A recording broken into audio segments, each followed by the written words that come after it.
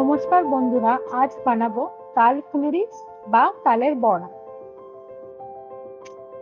তার জন্য লাগবে তালের পাল্প, চালের গুঁড়ো, আটা,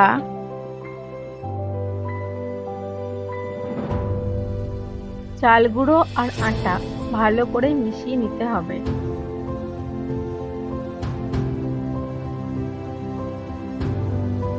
তাতে চিনি ও গুড় দিয়ে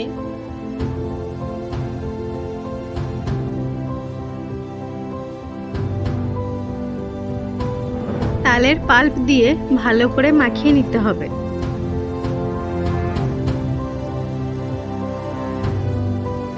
ভালো করে ফেটিয়ে নিয়ে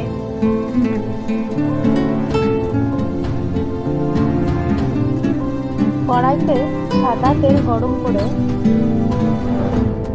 তাতে একে একে বড়াগুলো দিয়ে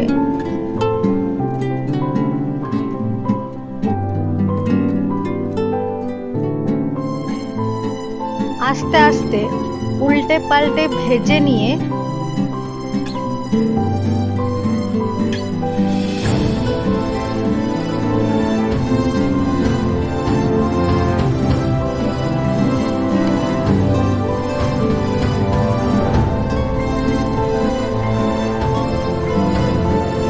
পরিবেশন করুন তাল ফুলুরি বা তালের বড়া।